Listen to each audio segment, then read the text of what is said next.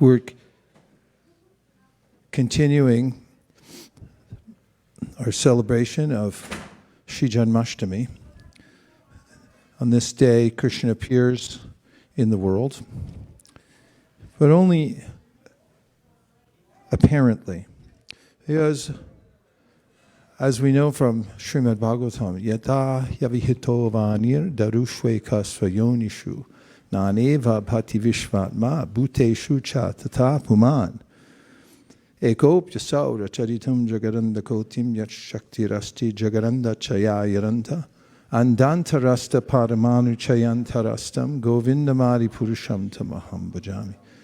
The Bhagavatam gives the example that just as fire pervades wood, so similarly, the supersoul, yata yavahito vanir darushveka, in the daru, in the wood, darushveka sayonishu, this fire is already there, ready to come out at any time.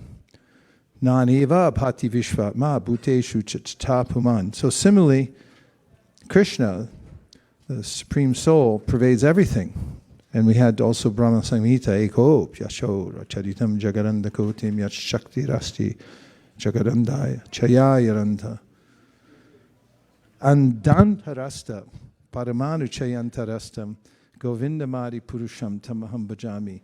He's entered within every atom of the creation. We know from the Sri Brahma Samhita and the Bhagavatam the ways in which Kṛṣṇa expands himself, Eko Bahusham, the one has become many.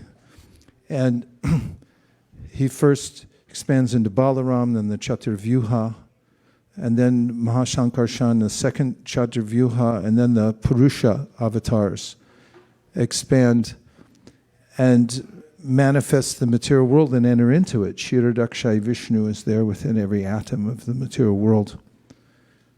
And Kṛṣṇa is all-pervading, as he says in the Bhagavad Gita, even mayata tamidam sarvam jagadavyakta murtina stani starvabhutani nachaham teshvavashtitaha. Jaya Sri Kṛṣṇa Chaitanya Prabhu Nityananda Sri Advaita Gadadhara Shivasadi Gaura Bhakta Vrinda. Hare Kṛṣṇa, Hare Kṛṣṇa, Kṛṣṇa Kṛṣṇa, Hare Hare, Hare Rama, Hare Rama, Rama Rama, Hare Hare. You can make a seat for Swami's Giriraj Maharaj, as in, if you build it, he will come. He declares that even though he's in one place, still he pervades everything. So the idea of Kṛṣṇa birthday, are you here because this is Kṛṣṇa's birthday? Because this is the day he appeared in the world?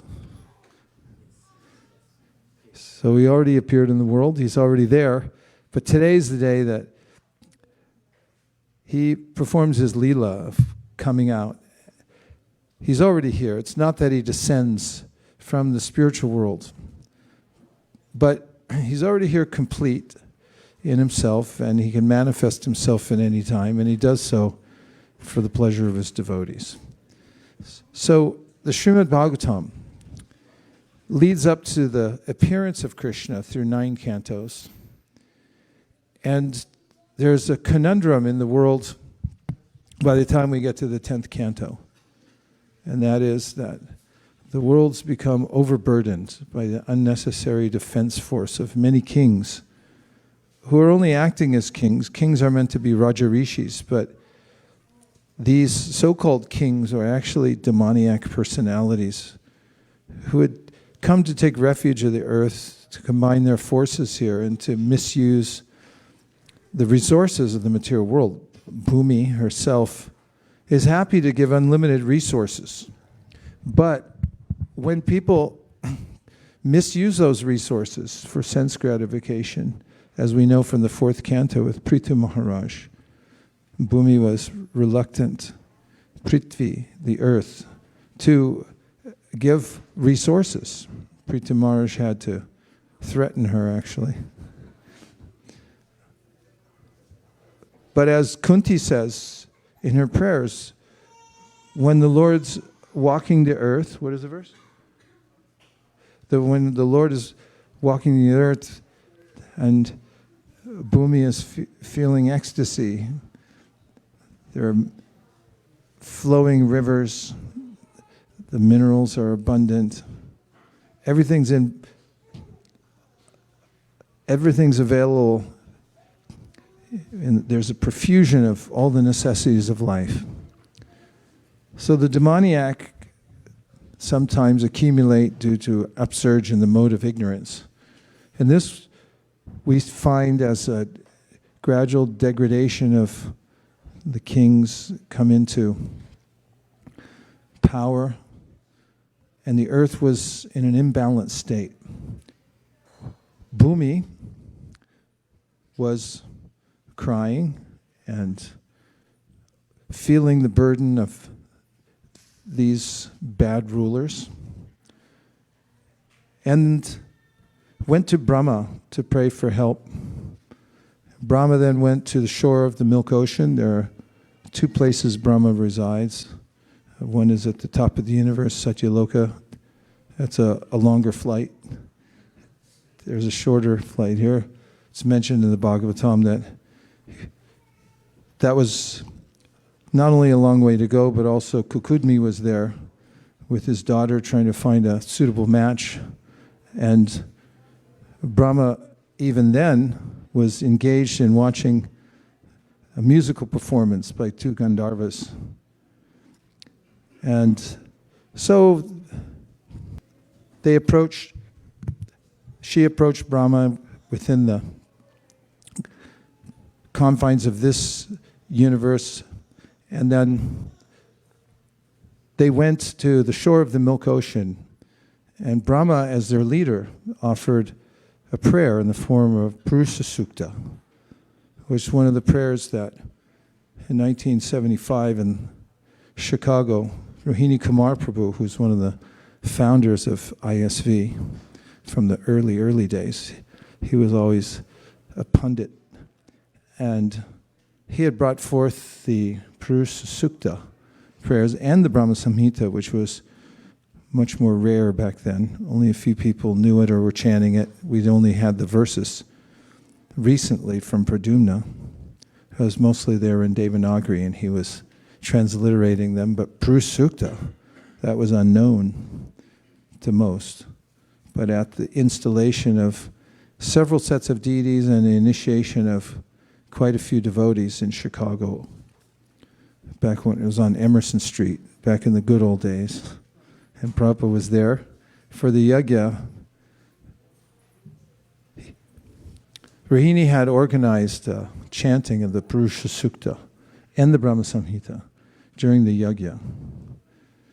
Sahasrashirja Purusaha Sahasraksha Sahasrabha Sabhuming Vishwato Vritvat Attitishtat Shangulam Purushe Nangung Sarvam Yadbhutam Yadshavavyam Itam Vrittat Vishashanaha Yadanannati Rohati. And afterwards, Prabhupada said that he liked it very much. It's also mentioned in the Sri Chaitanya Bhagavat that during the time in which Chaitanya Mahaprabhu sat on the throne at Srivas Angam, at Srivas Thakur's house, and revealed his godhood, and he invited everyone to come and bathe him, he said to Srivas, sing that bathing song. And Vrindavan Das Thakur says that the Vaishnavas know all these songs. It's not that they're ignorant of all these rituals, although they chant Hare Kṛṣṇa. So Srivas Thakur and others, they chanted the Vaiśeṣika, and Chaitanya Mahaprabhu, as Chaitanya Mahaprabhu was being bathed by the different devotees in the Abhishekam. So it's a well-known set of verses, and Brahma chanted those with the demigods. Can you imagine what that sounded like? They were standing at the shore of ocean milk. It's one of the ways we know to approach Kṛṣṇa is through various prayers. If we chant notable prayers, those that are approved by the acharyas, Prabhupada speaks about this, how there are various acharyas who are accepted by all, and they write bhajans like Narottam Das Thakur, Bhaktivinoda Thakur, and we sing those. We sang Gopinath. It's really beautiful just now. And then Kṛṣṇa hears us following in the footsteps of the previous acharyas and singing these songs, and he responds. So at the milk ocean, he responded also, but only in a way that Brahma could hear. Of course, it's mentioned there that there was a vibration in the sky, but the consensus is that that vibration was heard from within the heart of Lord Brahma, who then gave the message to the attending dignitaries, the demigods who had accumulated there, along with Bhumi, praying for Kṛṣṇa to appear in the world. And he said, yes, I'll appear. He said, in order to assist me in the pastimes, tat priyartam is the word used, that you appear before me, you all come to take birth in the Yadu dynasty, and you become the caste. Kṛṣṇa, as mentioned by Queen Kunti, nato natya daroyata. He's like an actor on a stage. Kṛṣṇa is always transcendental. He never touches the material energy, but he comes here and he appears sometimes, for instance, when he's fighting with various demons. Kṛṣṇa was in the form of the boar, and he fought with Hiranyaksha, golden-eyed one. And at one point in their fight, Hiranyaksha had struck a blow to Lord Boar, and he had dropped his club, and everyone was concerned. It was a drama. And similarly, when Kṛṣṇa and the members of Dwarka were fighting against Shalva, Kṛṣṇa for a moment appeared to be bewildered by Shalva's mystic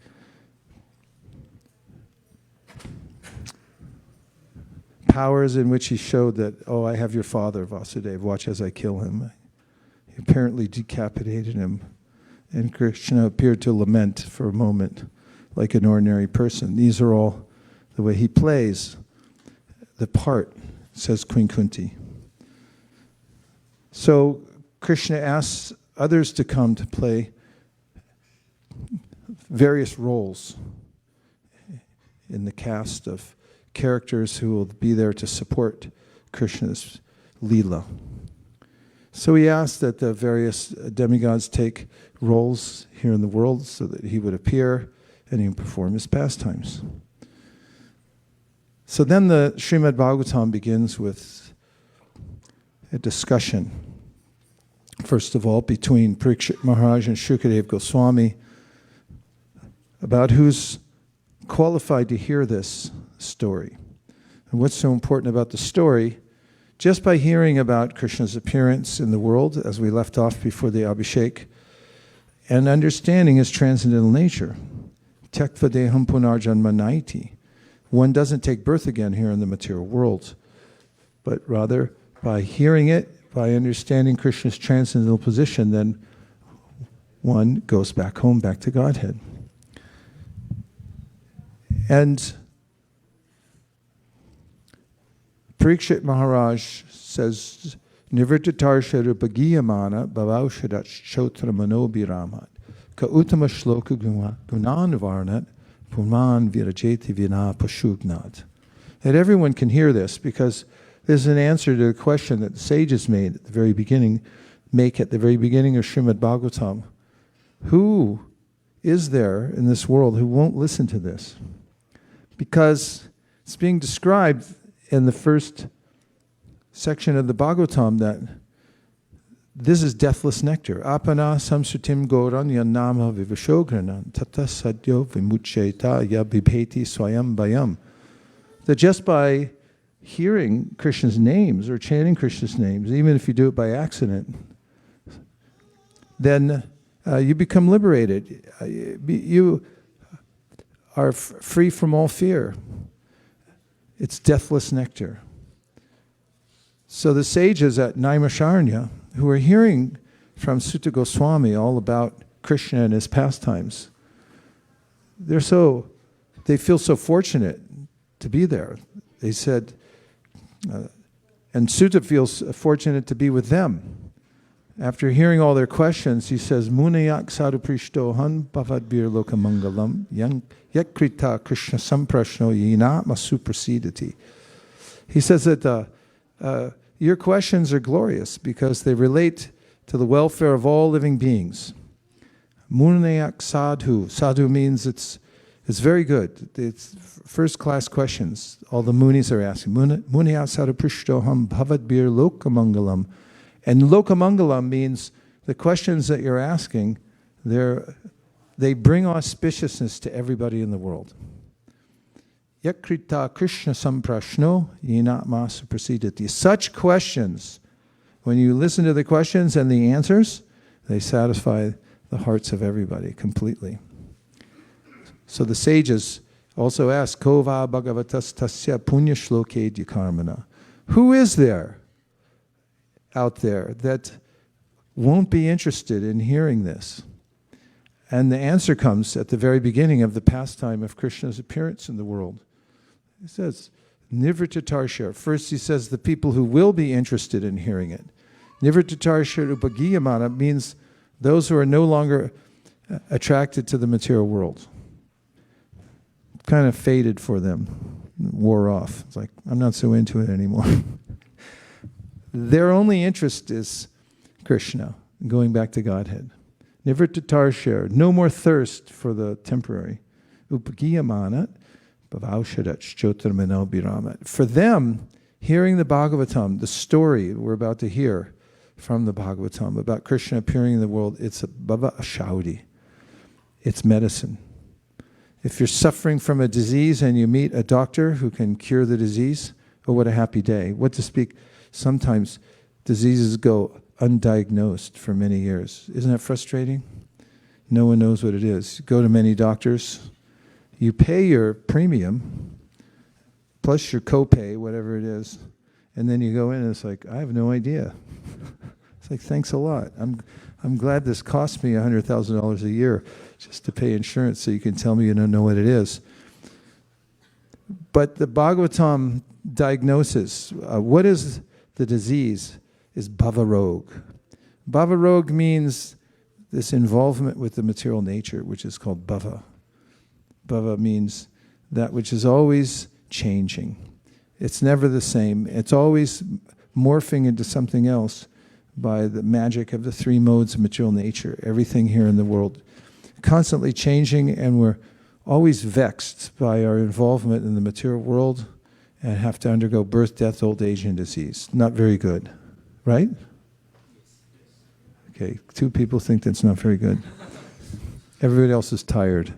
So, Bhavaushadach chota manobirama, he says, this is medicine, Parikshit Maharaj is saying, medicine that everybody can take. He's warming up everybody that now you can take this special medicine. Bhavaushadach chota manobirama, how can you take it? Through the ear. And who won't take it? He answers the question. He says, those who are killing poor animals. A lifestyle which is motivated by the mode of ignorance. Poor little animals, and people want to kill them just to watch them suffer, and then they relish eating their flesh. So people who do that, who are in that mode, they can't understand this. They can't even hear it. They're not interested, nor are they here today. And also he says those who are killing themselves, because the soul sometimes is called the animal. And those who don't take to spiritual life, they while away their time in the valuable human life, which Krishna says is so valuable. Labvam sadurlabam yudam bahusambhavante manushya martadam anityam apihadira. So it's so rare to get a human form of life. And when you get it, although it's temporary, you can trade it in for something eternal. That's the best deal you can possibly get anywhere. You're given something temporary, but then you say, if you want to trade this in, you can get something that lasts forever. And nityam apihadira, it's something that wise people do. So those who are in the process of killing themselves, as the Sri Upanishad also says, Asurya namate loka andena tamasavrita tamste pratyabhigachanti yeke chatma hano janaha. Means the killer of the soul, whoever may be, must what? Enter the darkest planets, regions of ignorance. They're killing themselves. They're called Atma-ha. Krishna is known as Keshi-ha. Keshi-ha means one who killed Keshi. So this Atma-ha means somebody who kills himself, because here's deathless nectar. All you have to do is drink it. How do I drink it? You just sit there and listen. No thanks. Not interested. So Parikshit Maharaj is saying, this is amazing. Nivrittatarshad upagiyamana, a beautiful sound it is. You can hear the story and the descriptions of Krishna's pastimes. It's so beautiful. Bhavaushadach, and then it'll act as medicine. Shotramano binama, as it goes into the ear and it enters the heart. So this is the beginning of the introduction to the story about Krishna appearing in the world. That this will, hearing it, just giving audience as sages listening in Naimisaranya, then they become free from birth, death, old age, and disease. This story of Krishna is so powerful. Who would have thought that just by hearing a story you could become liberated from the world and attain your heart's desire? Your heart's desire will be fulfilled by hearing the story. So the story begins with the marriage of Devaki and Vasudeva. And weddings are big celebrations. Everybody comes. And at this wedding, Devaki's brother was so excited about her being married that he dismissed the driver of her chariot. Said, no, I'm going to drive, just to show my affection.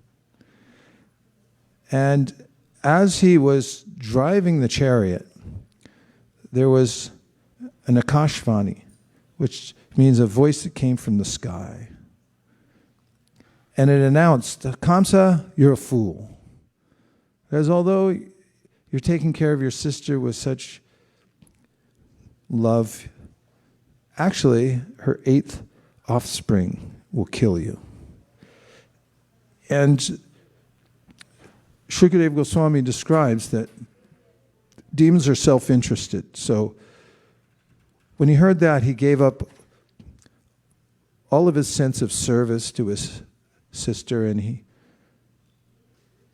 grabbed her hair, and with the other hand, he picked up his sword, and he wanted to decapitate her on the chariot with an audience of tens of thousands of people during her wedding, on her wedding day, just after she had been married and she was on her way home.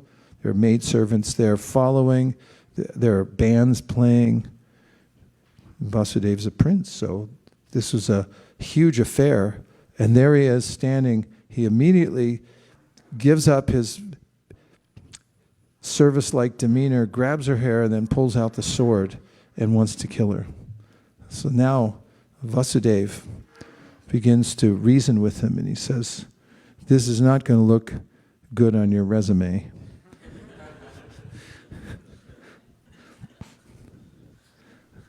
Who's going to appreciate this? Demons are so afraid of death and of losing what they have, they'll do anything to keep it.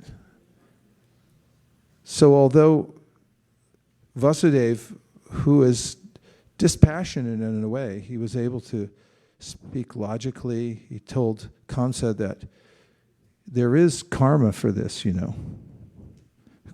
We find out later that Kṛṣṇa is not unfamiliar with the idea of karma, because after he killed Vasudeva and Devaki's sons, he said, "Oh, well, anyway, it's your karma."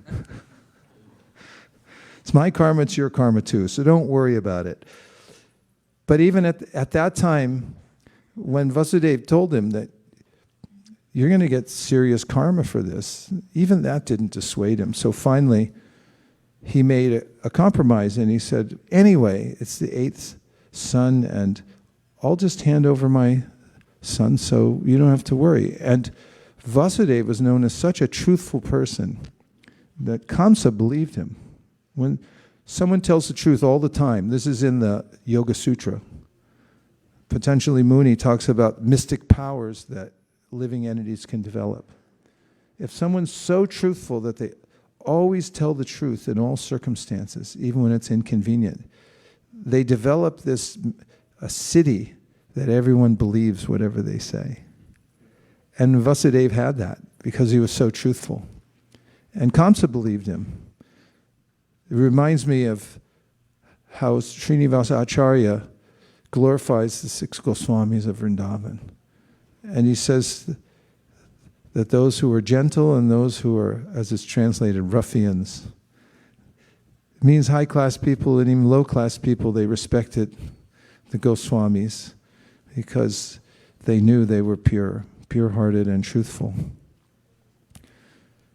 So Kṛṣṇa then went back to driving the chariot. They went back home, and the first son was born, Kirtiman, from the womb of Devaki. And Vasudeva said, "Anyway, here he is. I promised, and take the child." And then Kṛṣṇa had said, "No, anyway, it's the 8th child. It's not this one."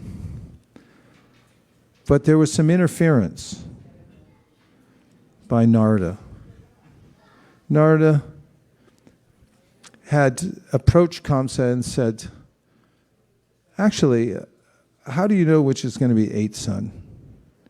Are you doing it by chronology, or are you counting numbers?" And he put out some 8 pieces of clay, and he said, "So, which is the 8th one?" Because they were in a circle. And he said, "Well, this one." He said, "Well, that could be the 1st or the 8th." He confused him. And he also told him that, actually, you can't believe what those devas say anyway. It could be any of them. And Kṛṣṇa got into a state of confusion and anxiety so that he wanted to kill all the children. So then, one by one, he killed the children. And some people ask, so why did Narada do this? Because, first of all, Narada had inside information. He knew that the 6 sons that are coming from Devaki were called the Shadgarbha Asuras. And it goes to previous life. When Kṛṣṇa was in his previous life Kalanemi, he had been killed by Vishnu. And in that incarnation, he had these sons who were grandsons, incidentally, of Hiranyakashipu. What a nice family. And they independently decided that they wanted to go get an MBA and become independently powerful. And they went to Brahma, just like Hiranyakashipu had, and they did all their austerities, and then they asked Brahma for benediction, and they said, "You protect us from all kinds of incidental death." Big insurance policy that I won't be killed by humans, by devas, by animals, and they got the same kind of benediction from Brahma, that Hiranyakashipu. But when Hiranyakashipu heard about it, he became so angry that he disowned them. Not only did he disown them, he said, in your next life, because of estranging yourself from me and my power, because demons, they want everything to come from them. Everything's their idea and a result of their association. So he said, next life, you'll be born from the womb of Devaki, and you'll be killed by your present father, who will take birth in the next life as Kṛṣṇa. And Narada also told Kṛṣṇa that in your previous life, you were Kalanemi, and Vishnu kills you, and he's going to do it again. And he's very crafty, so don't take any chances. Narada knew that the 6 sons were destined to be killed one after another, and that, of course, later they would be liberated. And he also wanted to expedite the pastimes of Kṛṣṇa. He wanted to speed things up. And as mentioned in the Bhagavatam, many of the associates of the Lord, who were even pure devotees like Akura and others, had stayed in the employ of Kṛṣṇa. Many fled, because Kṛṣṇa was such a horrible person that many headed for the hills. But some stayed in the employ of Kṛṣṇa because they wanted front row seats. They knew what was coming. Krishna's going to appear here, and I want to watch it all. And that's the same mood in which Narada had perpetrated this, or instigated Kṛṣṇa's speeding up his killing of the sons of Vasudeva and Devaki. One after another, he killed them. And this is mentioned by Lord Kapiladeva in the 3rd canto, that the Lord appears for the benefit of his devotees. It's similar, but has a little more explanation to yada yada hi dharmasya glanhir bhavati bharata abhutanam dharmasya tadatmanam srujamyaham. That is, from time to time, Krishna comes in order to cut down the miscreants and to uplift the devotees. And he's equal to everybody, he says in the Bhagavad Gita. Samoham sarvabhuteshu name dveshostina priya. Ye bhajanti tumam bhaktya mayi te teshu chapyaham. So I'm equal to everybody. But if somebody's my devotee, they live in me and I live in them. And there's a very intimate connection. And for the demons, he's not envious of them also, either. As we know from the Lakhu Bhagavatamrita and from the Srimad Bhagavatam, when Parikshit Maharaj asked, is God partial? It seems like he's always supporting Indra and his friends. And Shukadev Goswami says, no, he's not partial. It's just that some people take advantage of his mercy and others don't. One way or another, people get mercy when they come in contact with Krishna. He gives the example that sometimes in school, it appears that the teacher is giving preference to one student over another. But if one looks into it, you'll find that, well, one student studied, the other one didn't. One got a good grade and the other one didn't because one stayed up and watched videos all night and the other one actually studied. Is that partial? No. The teacher reciprocates with the attitude and the qualification of the student. So Krishna, when he appears, for the demons, he becomes like fire. Because they cause friction among his devotees and amongst the people of the world, so Krishna acts like fire. Yata yavahito vanir tarushve kasva yonishu naneva bhati vishvatma bhuteshu chatatapuman. He's there everywhere. He pervades everything, just like fire pervades wood. And when there's friction caused by the demons, then Krishna comes out and he kills the demons. So Krishna had appeared just after Balaram, as we discussed last week even, right? Because after the 6 sons who had previously been the sons of Kalanemi, who were called the Shadgarbha Asuras, who incidentally, our acharyas tell us something very interesting. They represent Kam, Krodh, Lobh, Mada, Moha, and Matsarya. Those aren't good. Kam means lust, Krodh means anger, Lobh means greed, Mada means madness, like being crazy, Moha means deep illusion, and Matsarya means envy. You don't want that one. It's the worst. And in order to hear the Bhagavatam, we hear at the very beginning of the Bhagavatam, Dharma prochita kaitavo traparamo nirmatsaranam satam. Who can listen? Again, we're finding out the qualifications. Somebody can enter. Nirmatsaranam means that somebody's free from envy, the dread disease of envy. Nirmatsaranam satam. They're truthful. They're sincere. So the Sadgarbha Asuras represent these various qualities. They were born actually from the mind of Marichi, and in the pastime of Kṛṣṇa, as they're killed one after another by Kamsa, these obstacles are removed from the life of the devotee, in this case, Devaki. And Devaki was always in a state of fear because she feared that her child, that Kṛṣṇa would appear and then Kamsa would kill him. What to speak of her other children? And Vishwanath Chakravarti Thakur says that we similarly should always be in a state of some fear. Fear of being overwhelmed by material existence. It's a prerequisite for making advancement in spiritual life, is to be a little afraid of Maya. Prabhupada once said that this is a problem with my students, my disciples, is they're not fearful enough of Maya.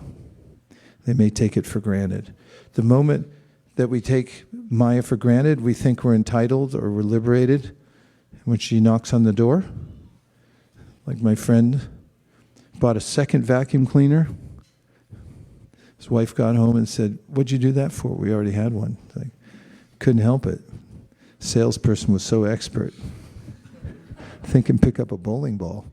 And similarly, Maya, if we open the door, it's like, okay, go ahead, tell me what your pitch is. Next thing you know, how'd you get into that? Like, oh, I listened, I leaned into it. So one should be reticent when it comes to engaging with Maya. And in the surcharged atmosphere at that time in Mathura, Devaki was very much afraid of the dastardly activities of Kamsa. And in her fear of material existence, the various obstacles were overcome and represented by the Sadgarbha Asuras. So then Balaram, as we know, took birth in the womb, or appeared in the womb of Devaki, but then by Krishna's instruction to Yogamaya, was attracted to the womb of Rohini, his actual mother. So why did he appear first in the womb of Devaki? Because he purifies the environment so that Krishna can appear. Then, so that was the 7th. And of course, Kamsa, even though confused a little bit, we got really confused because it was known that when the child was transferred from her womb to the womb of Rohini, and nobody knew that except for Krishna and Yogamaya, then they said that she had a miscarriage. So, are you supposed to count that or not? Because the demigod said the 8th offspring would be the one that would kill you, to Kamsa. So then, of course, there's a story from the Gopal Champu that describes how in Nandagram, Parjanya had 5 sons: Abhinandan, Nanda, Sunanda. Who are the other 2? Oh, Upananda, we can't forget him. Upananda and? I said Nandan.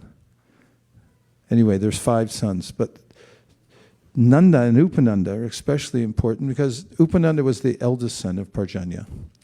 And he was to take over the kingdom. So at the time when he was to take over the kingdom, he came before all the citizens, and then he pointed to his younger brother, Nanda, and he said, actually, although I'm supposed to take over, I know everybody loves Nanda the most. And to please all the citizens, Nanda should be the king. And everyone smiled and cheered. And Upananda, in utter goodwill, offered the kingdom to Nanda, who became Nanda Maharaj, the king of Nandagram and of Vrindavan. So everybody was happy for a long time. And when Nanda was about 80 years old, people started to feel a little depressed. Why do you think they felt depressed?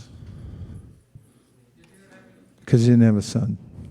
King without a son, that's a problem.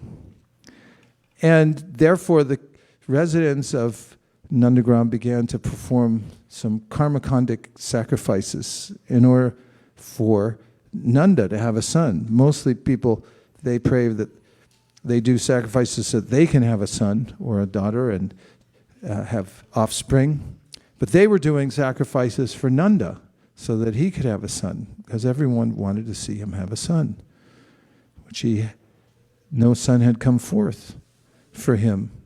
So Nanda had a discussion with Yashoda. She came and said, you know, so many people are performing yajnas right now in order for you to have a son. And he said, it won't work. She said, why won't it work? He said, I have to tell you something confidential. And that is that I've been having these dreams. And in the dreams, and I almost hesitate to say this because it sounds like blasphemy. This child appears, and he's more beautiful than Narayan. It's like, how could he be more charming and beautiful than Narayan? Narayan's God. But still, in my dreams, I'm seeing this little child with chubby cheeks and red lips and beautiful lotus eyes, and he's so charming that he attracts the attention of everybody in the universe. And he's more opulent than Narayan, so I can't even say that practically. And then Yashoda says, oh, I'm having the same kind of dreams. And then not only that, sometimes when I'm walking, I feel someone pulling at my sari. And I look back, I feel like a child is pulling at me. And I wonder, who is this child who's appearing in my dreams? And then I feel him tugging at my sari as I walk along.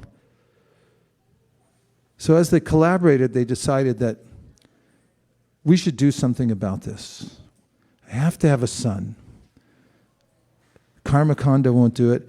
I've heard in the Shastra, if you follow the Ekadashi and the Dwadashi day perfectly, for 1 year, the Lord will give you anything that you want.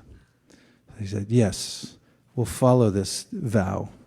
So for 1 year, they followed the Dwadashi Vrat, which means those who very strictly follow Ekadashi, they actually fast the day before Ekadashi, and then they fast on Ekadashi, no water. And then on Dwadashi, they only drink milk. You can introduce that at Google. I'm sure everyone will appreciate it. So they followed this vrat. There are different vrats in the Bhagavatam, the Payovrata vow. And Prabhupada writes, actually, after the story of the Payovrata vow, that said, we're already doing all these things. In fact, once before an initiation ceremony, Some devotees asked Prabhupada, should we fast? He said, you're already fasting. You don't eat meat, fish, or eggs. That's fasting. But they followed this vrat for 1 year perfectly. And then as described in the Bhagavatam, the Gopal Champu, that Kṛṣṇa appeared first in the mind of us, first in the mind of Vasudeva, and then he transferred Kṛṣṇa from his mind and heart to the mind and heart of Devaki. And Viraragavacharya describes how this is actually what Diksha is. Diksha is not some perfunctory ceremony, that's just a rubber stamp, but it's actually the transference of the devotee's bhava, from feeling for Kṛṣṇa, from the heart of one person to the next. He said, this is real Diksha. So you can only take initiation from a Vaishnav, because you have to have the transference of that feeling to your heart that I also want to worship Kṛṣṇa. You can only get that from a devotee. So Kṛṣṇa simultaneously then he started to appear within the womb of Yashoda. And all the people of the village then were speculating whether it would be a boy or a girl. And if you've ever had any ailment like a cold, and then you tell people I have a cold, then everyone will tell you a certain kind of medicine. Or if you hurt your foot, you'll get 50 different remedies from people. And in Nandagram, when they found out that their Yashoda was pregnant, they all came with their own prophecies about whether it was going to be a boy or a girl. It said that if it's going to be a girl, then the mother looks a little reddish. And if it's going to be a girl, then she looks a little yellowish. A boy, it's going to be yellowish, girl, it's going to be reddish. He said, looks like a boy.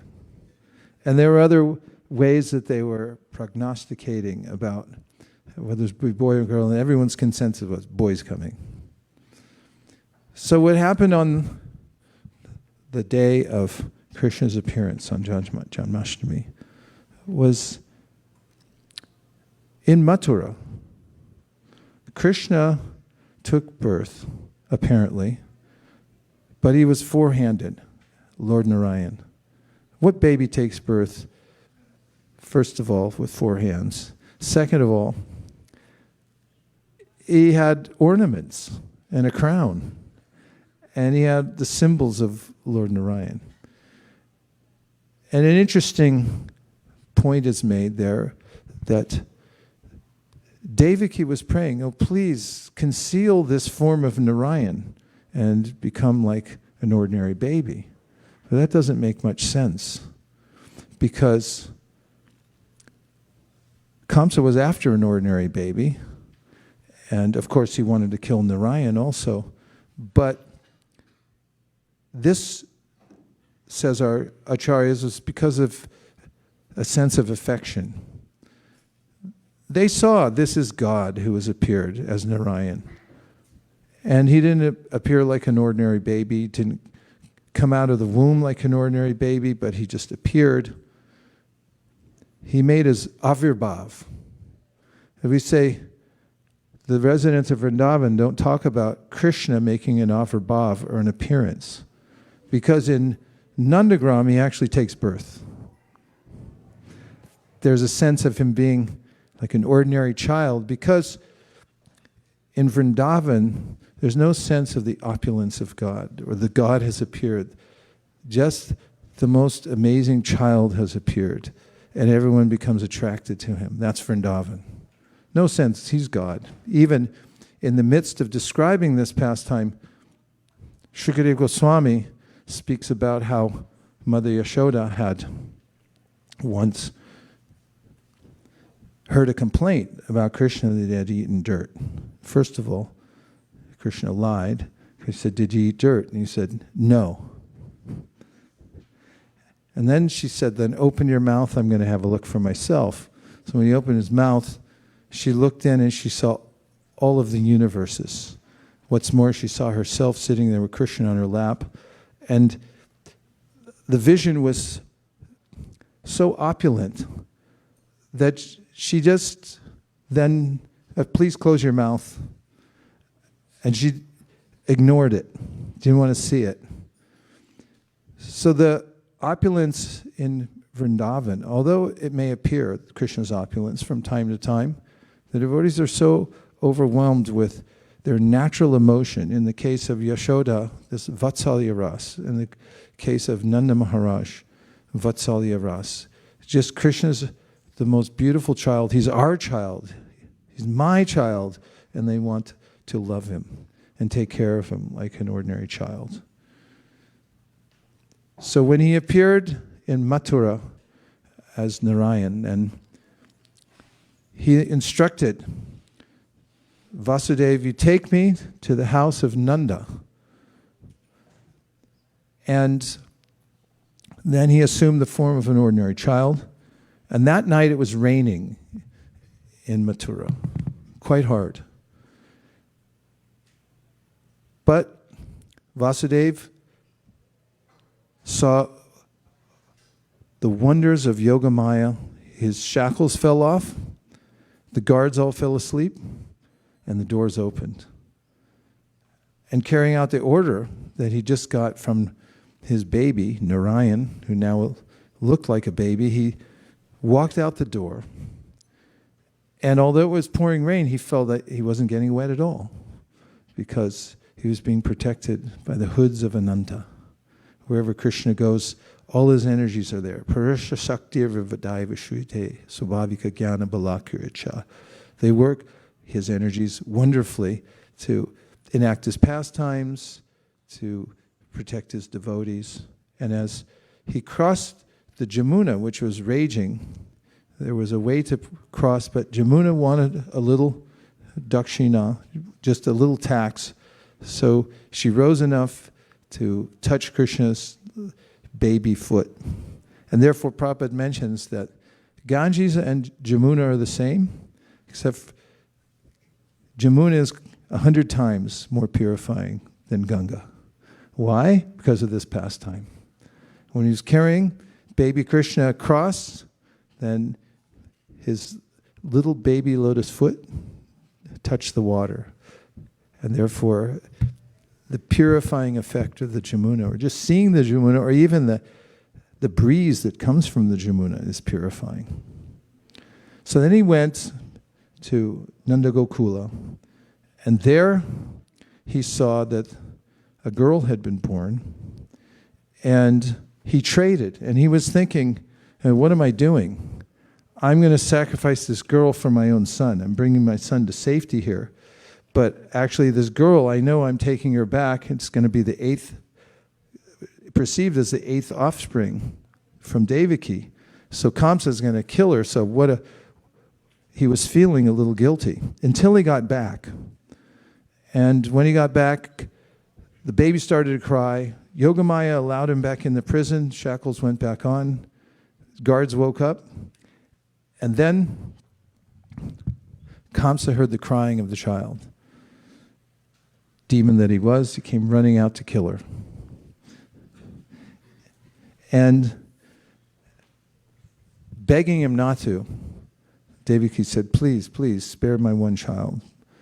But he grabbed her by the ankles and wanted to dash her, and tried to dash her on the stone, but she flew up into the sky, manifested 8 arms, kicked Kamsa in the head and chastised him. That you fool, you think you can kill me? Said, the child that's going to kill you is born somewhere else. He's already out there. Kamsa was actually impressed with his sister because he worshipped Durga himself. And our acharyas explain, Prabhupada explains, Krishna's energy, his external energy and his internal energy, they're the same. The manifestation of Durga, Yogamaya, and Mahamaya. Same personality, but it's how we approach her.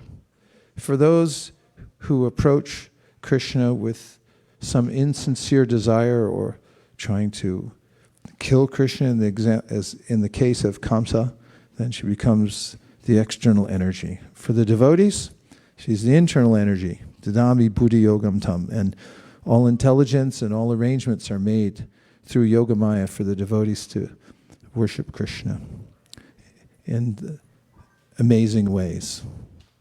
Meanwhile, back in Nandagokula, the Narayan form of Kṛṣṇa merged into the body of baby Kṛṣṇa. Our acharyas tell how Anuja, the Kṛṣṇa, was born also at that time from the womb of Yashoda, and that's why she's called Anuja, because she comes after Kṛṣṇa, the younger sister. And Kṛṣṇa was then had appeared as an ordinary child in Nanda's house. Now there's much more to come, but those are the basic facts of the story. And now we'll take a few reflections or questions. Yes?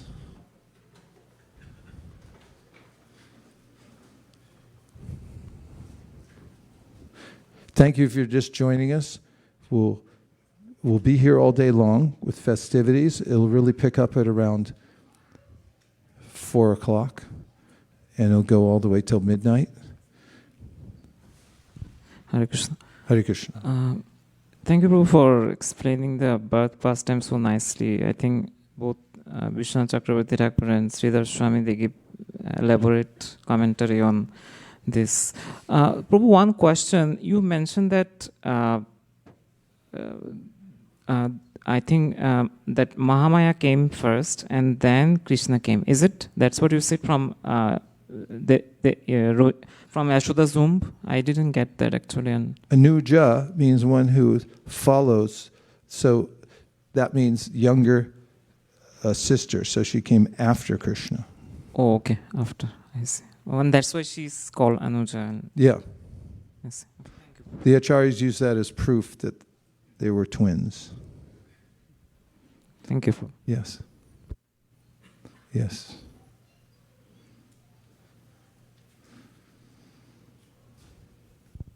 Hi, Krishna Guru Maharaj, Dandavat Pranams. Thank you for the class. I'm curious as to why Kṛṣṇa appeared in the form of Narayan in Mathura. He appears in every case as a reciprocation for his devotees' love for him.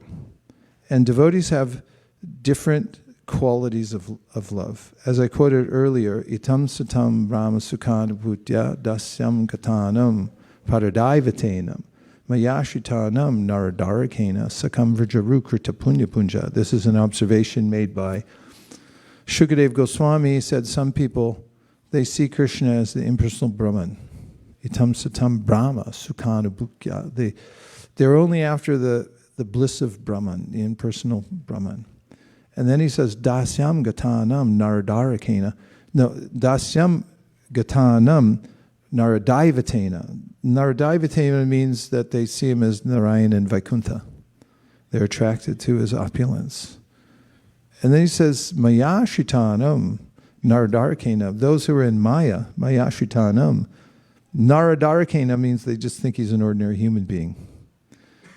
Sakamvrjaru krita punya punja. But then he's pointing to these cowherd boys who are playing with Kṛṣṇa, because on their way to picnic, they were playing around as boys.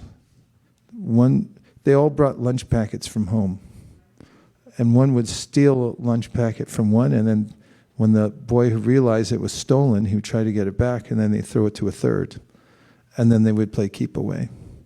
And then when they would see monkeys, they'd start imitating the monkeys, and they'd jump in trees and do what the monkeys do. And And so Parikshit Maharaj was amazed, and he said, who are these boys? This is the supreme absolute truth. Kṛṣṇa, how they're playing with him. He said, well, their position is extraordinary. They have an extraordinary type of love. In the beginning of the Brihad Bhagavatamrita, we find that Uttara has guessed that there must be a special abode for God, because she has observed there's a certain kind of devotee that has a particular way of worshiping him in intimacy. Intimacy means as a friend. Friends become very intimate, right? You have any close friends? Please say yes. They said friends, and then some parents, a loving relationship between parents. You know, the parent becomes so absorbed in taking care of the child, they can't stop thinking about him or her. And if the parent sees their beloved child's little shoes somewhere, the heart melts. Oh, she's in there. And then there's those who are in the mode of lovers. The lovers become so absorbed in the beloved that they almost merge. And the pain of the lover becomes that, of the beloved becomes the lover's pain. That's exemplified in the Bhagavatam, where it's described how the famous verse that's sung by great Vaishnavas that says how the gopis, they were pained all day long thinking that Krishna's soft lotus feet, they were thinking of Krishna's soft lotus feet and thinking now he's out herding cows in the forest, and what if he steps on a pebble? And then their hearts felt wounded because his lotus foot might be harmed by a small stone in the pathway. So they're so intimate in that relationship, they practically merge and they feel the pain of that person.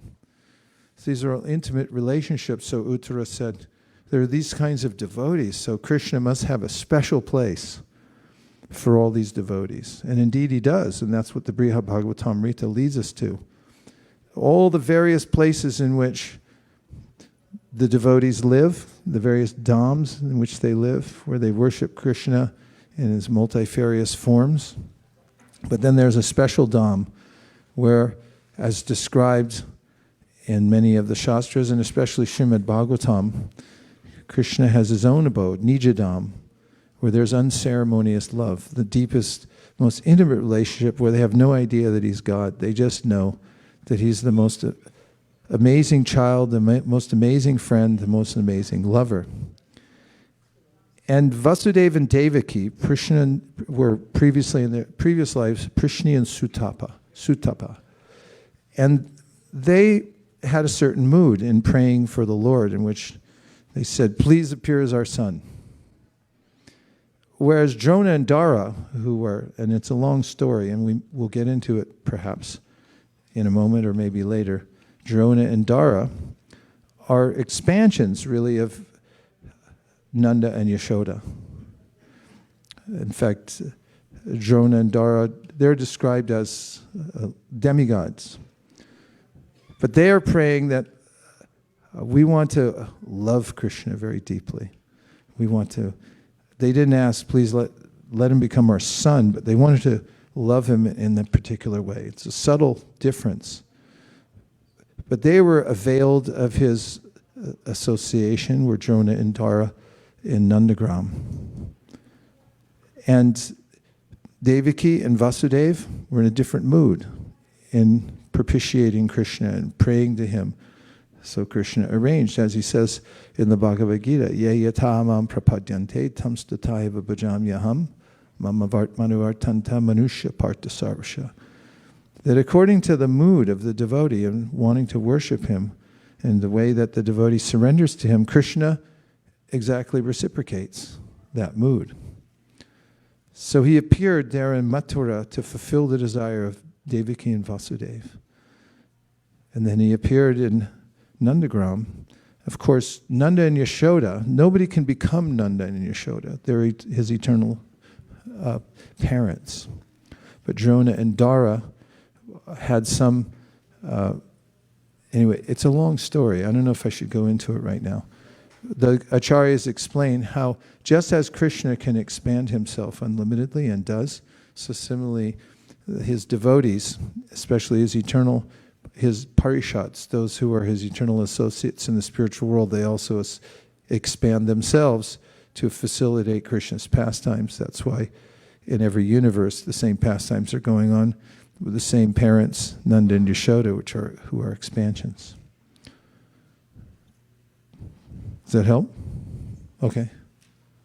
Yes. We've got a lively round going here, and I see that the board is lit up like O'Hare Airport on a Friday night. And Divya Agarwal has figured out some kind of way to make a monopoly. And Shankaranand Prabhu is up there too, so this is big news. Okay, go ahead, and then we'll go to the board. Hare Krishna Guru Maharaj. My question is, why did Kamsa had to believe in the Akashvani? He was an atheist in the first place. So the very fact that he believed goes to show that he had some faith that there is something else which is more powerful than him. And just like everybody else, he could People have believe dismissed. all kinds of stuff. It says on television that Coca-Cola will bring you happiness, and they go out. Let's stop by and get some Coca-Cola. The power of suggestion. Actually, Akashvani came from the Devas. They also wanted to expedite Krishna's pastimes, so they instigated this by speaking to Kamsa and said, by the way, you're going to get killed by the eighth child. Like, what? And they stayed out of sight just to freak him out. And the voice, I mean, if you hear a voice when you're driving home on the 101 that comes from the Akash, you're going to freak out too. Especially if some prophecy about your life. And it's like, what?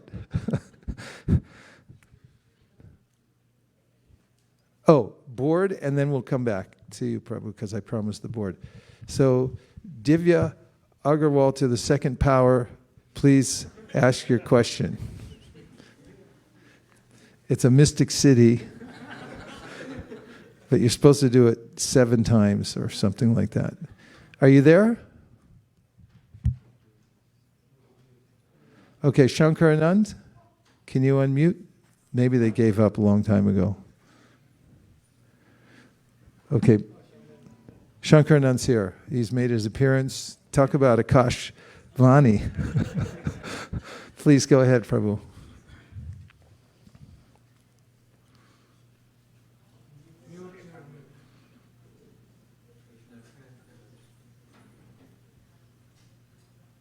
You're still muted. We have no Vani, only Akash.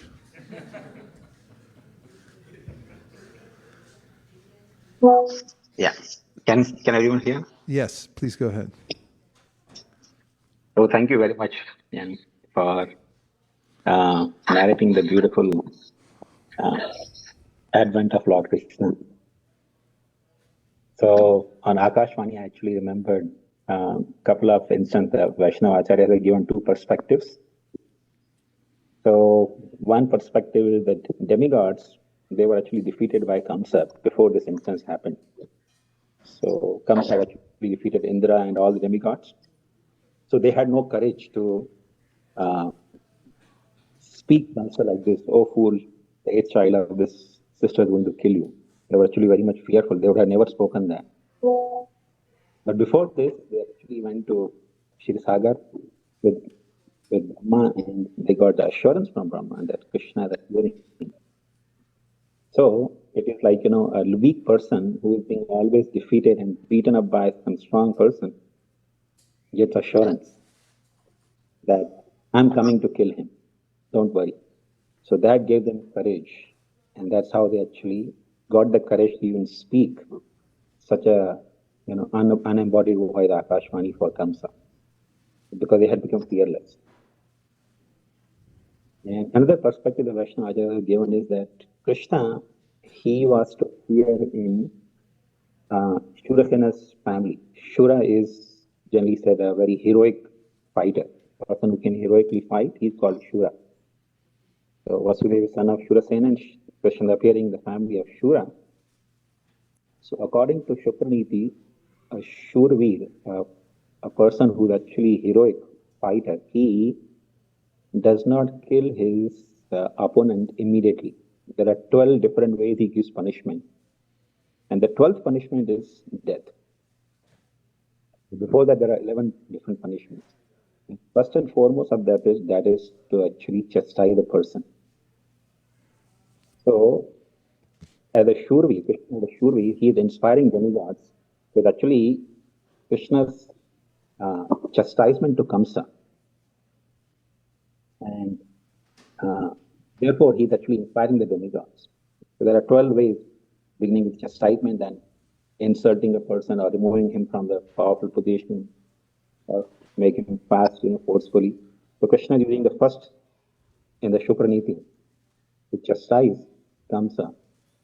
And in such a way that sometimes, the warriors, they fight and on the battlefield they chastise each other.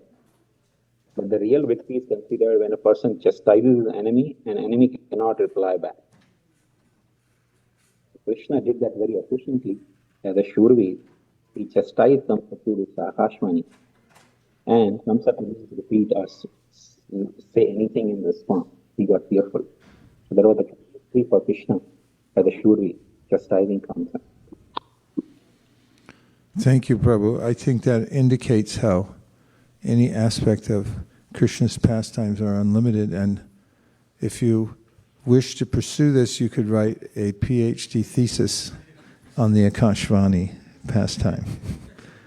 And you gave us a good abstract to start that thesis. Thank you, Shankaranand Prabhu. Hare Krishna. Govinda Prabhu. Oh, and I saw Divya came back. So, Divya, you want to say your point? Say your point. Hare Krishna Maharaj. Yes. Hare Krishna. Yes, I was 1 minute. Yes, I was muted, so I couldn't talk. So I wanted to ask, you mentioned that Vasudeva was very truthful.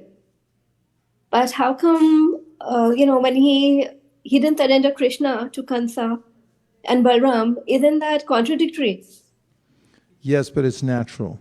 When it comes down to the last point about saving your own son, then it's expected that you would mention that. In fact, even in ethics, truth is tested, and a scenario that's given in philosophy classes is that if you're hiding somebody in your house who's innocent, and that person's being pursued by those who are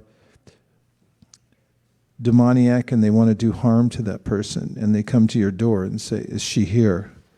And then you say no to save the life of the person. That's not unethical. And it doesn't break your vow of telling the truth, interestingly. So in a similar way, when it comes to saving Krishna, then Vasudeva had every right to tell the truth, which is the ultimate purpose of speech and telling a truth or lie, to protect Krishna. And Prabhupada mentions that in his purport also, that there's ways in which we try to protect Krishna's movement, the International Site for Krishna Consciousness, the Sankirtan movement, in various ways, because it's a manifestation of Krishna, so it's our duty to protect it. So it's in that mood. Hope that helps. Okay, Govinda. Hare Krishna Maharaj. My curiosity was regarding the 6 children that were killed before. You mentioned about this, they were sons of Marichi at some point. Yeah, it's mentioned Also, they came from the mind of Marichi. They came from mind of Marichi. Were they not cursed by Lord Brahma when he was in a bad situation, and then he not say that you would be cursed to die, and then They laughed or something. They laughed. They were because he was yeah. And then I recall that there's another pastime later when Devaki says to Lord Krishna that I really miss my 6 sons. Can you bring them back? Yeah. So he does that. Yeah, you find that in the 82nd chapter of the Bhagavatam when Krishna meets up with his parents again, and then he wants to do something for them, and having left them so young, and she asks that, I'd like to be able to see my 6 sons that I lost. So he goes to Yamaraj and brings them back. And after they come back and meet Devaki, then they attain their original state. Okay. Thank you, Hare Krishna. Hare Krishna. Yes. Hare Krishna Maharaj. Thank you very much for the very nice class. I had a question on when you were explaining the point that how when one hears the transcendental pastimes of the Lord, one comes out from the cycle of birth, old age, disease and death. So does that hearing have any terms and conditions, or is it just like physical hearing, or like is there more to it, like offenseless chanting? It's mentioned in the 11th canto, 2nd chapter, 55th verse. Hare Krishna, welcome. So good to see you.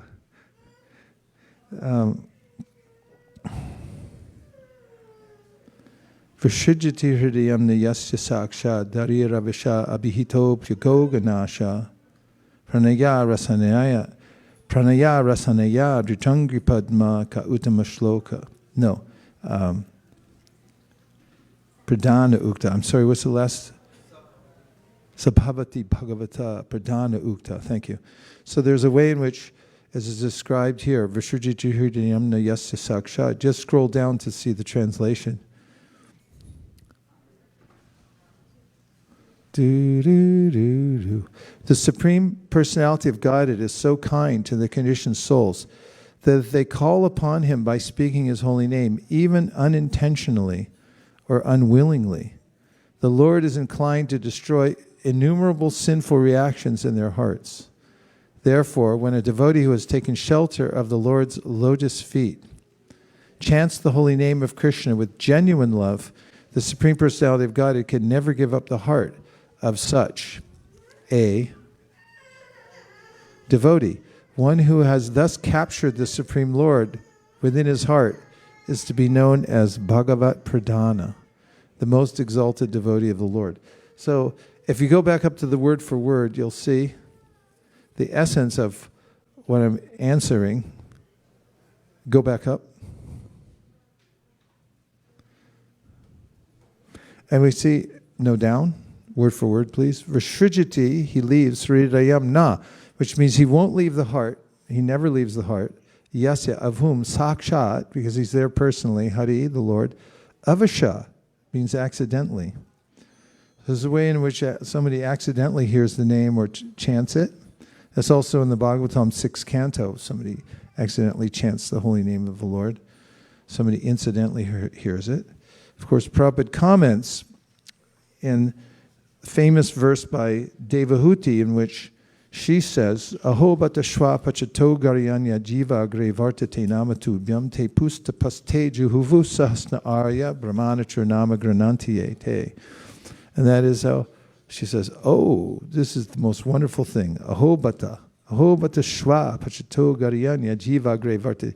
That is, if somebody, even if they're from a very low position,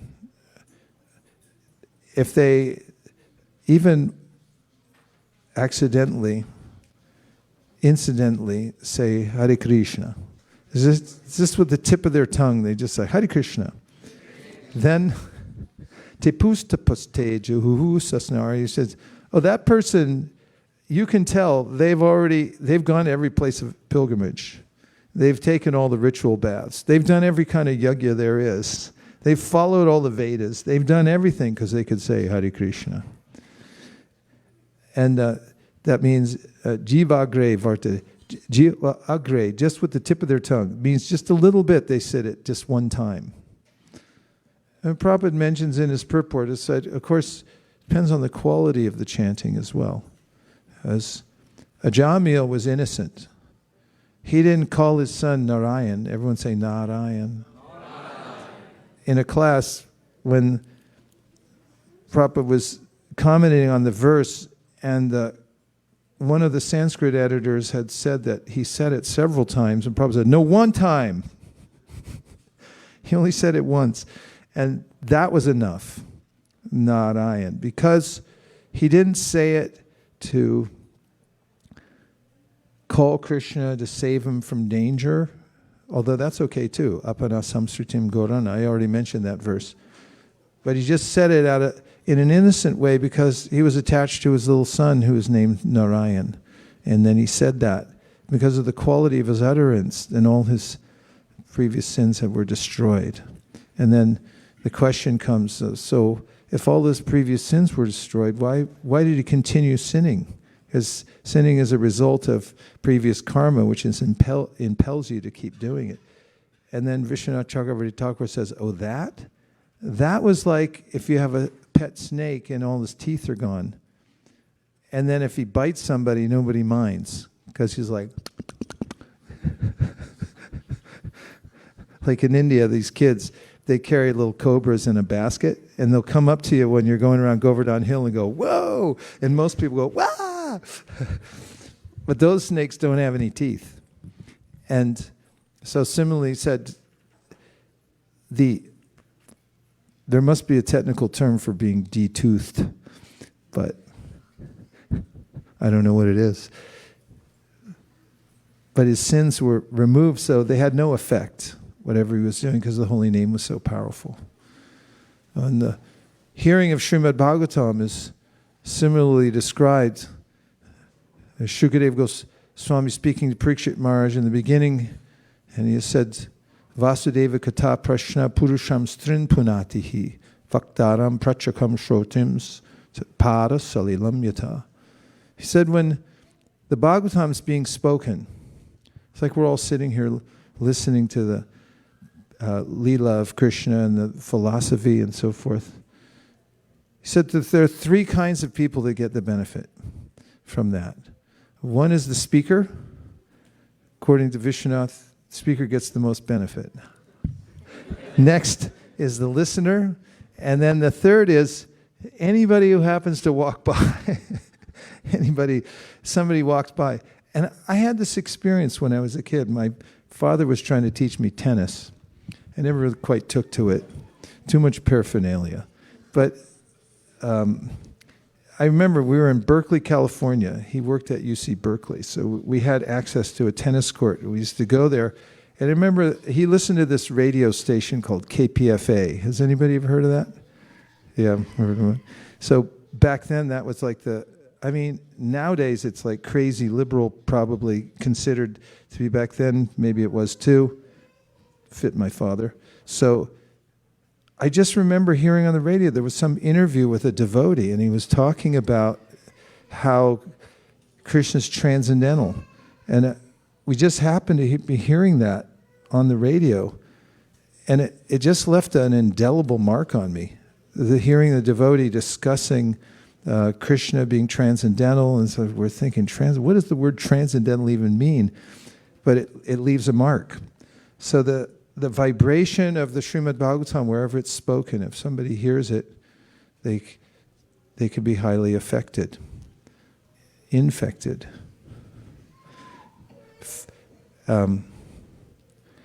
Vaiśeṣika talks about how she was walking down the street in Palo Alto, minding her own business, and she heard, as we were, sometimes in the kirtan we stop, and then the singer will then give some commentaries like, oh, this means this is what we're doing.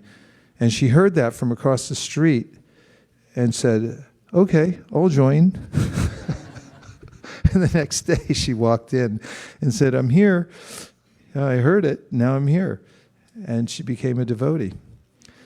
So it's very potent, the sound vibration that comes through the discussions that the devotees have. And when it's written down, then it can be distributed. It goes into somebody's house and then they read it. Writing is just speech abstracted. So in a way you can reconstitute it, just add water. And next thing you know, it's right there.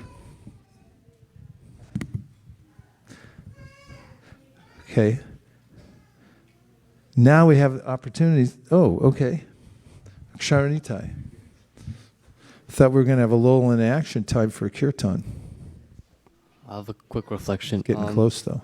You mentioned one point about we should always have the fear of Maya within us, and that the moment we lose that fear, that's when Maya creeps in subtly. I remember reading this randomly. I flipped through a book which I didn't know the name of. It turned out to be the Krama Sandarbha, and the page that I landed on talked about how the moment we start to realize that Maya is so dangerous, we instantly start to get detached. And in that verse, when I went back to the Veda base, get the translation, it says that by being constantly afraid of Maya and also hearing the instructions of the Guru, we can actually make progress. If you don't mind, I'll read it very quick. Oh, you got it. Please do. Nirvinasya viraktasya purushasya. Can you say what number it is? It's 11, 20, 23.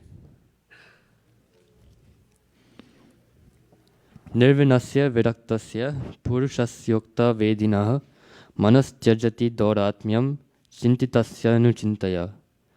And the translation is, when a person is disgusted with the temporary, illusory nature of the world and is thus detached from it, his mind, guided by the instructions of the spiritual master, considers again and again the nature of this world and eventually gives up the false identification with matter.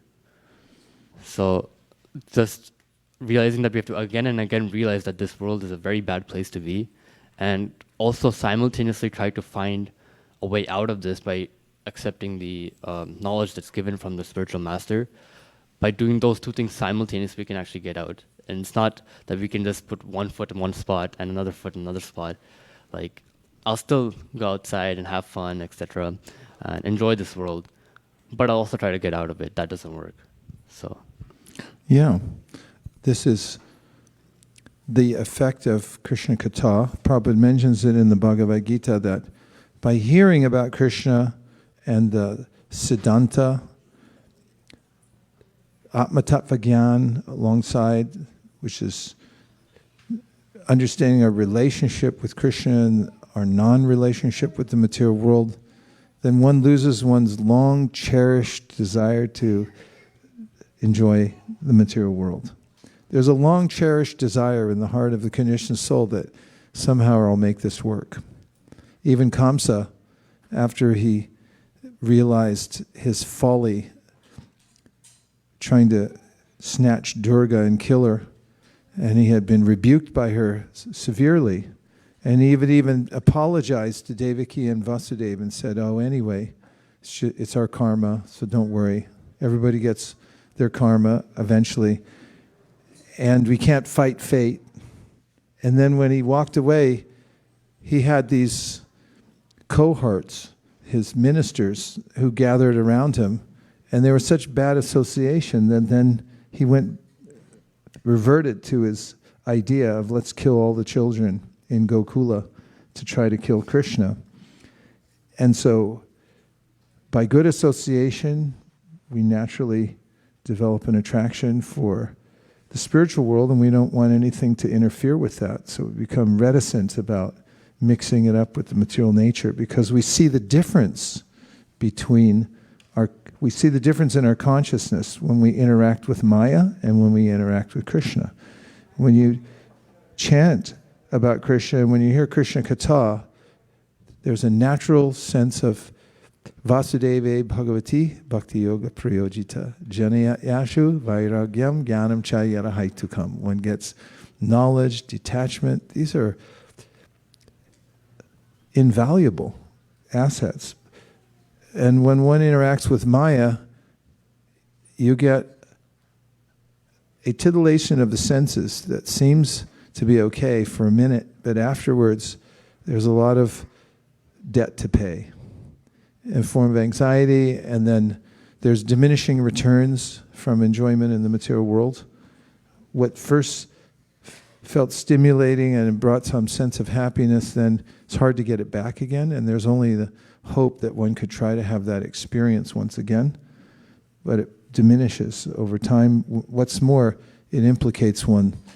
And so sorting that all out by hearing from the Shastra, Guru, Sadhu, and Shastra is very important. In fact, Haridas Thakur says in the Harinam Chintamani that not only do we chant Hare Krishna, but we also hear Sambandha Gyan simultaneously, because we need support from both sides.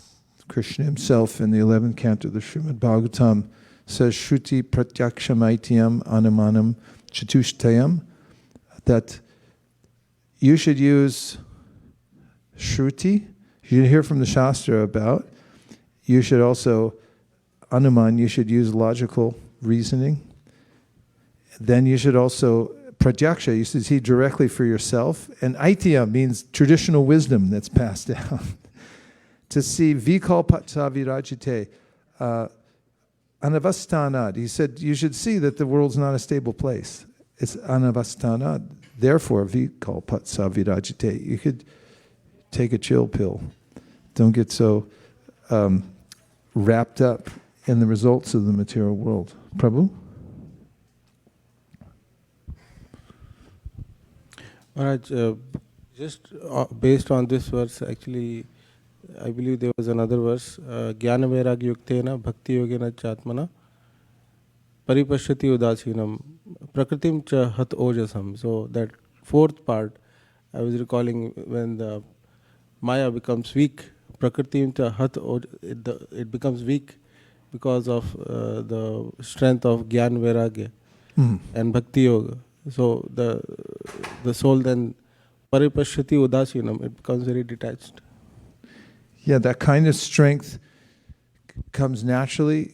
Havi Yogendra says, Bhakti Parishanu Bhava Virakti Ranyata Traishatrika Ekakala Prapadya Manasya Yatashnata Sus Tushti Pushti Shud Apayonugasam.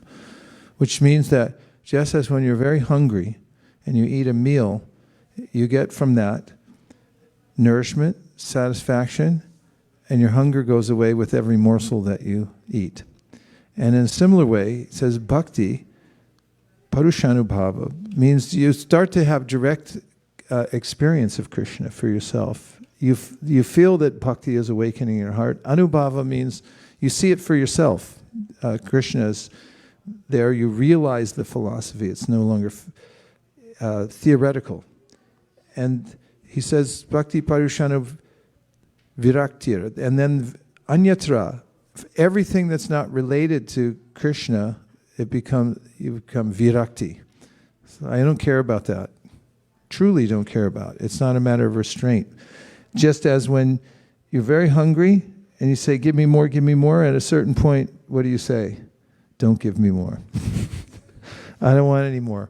Because you already know for yourself that you're full. So in a similar way, spiritual life is directly experienced, that if you're hearing Sambandha Gyan and you're chanting Hare Krishna, the result will be that you'll start to feel spiritually satisfied. Of course, there's a caveat, and Vishwanath Chakravarti Thakur says that the metaphor in one place isn't completely sufficient, because when you're eating food, you become satisfied, you don't want any more. But when you're hearing Krishna Katha, you become satisfied, but you do want it. You do want more, which is what's nice about Krishna consciousness. There's no satiation. There's satiation of material desire, but there's no satiation of the desire to hear about Krishna.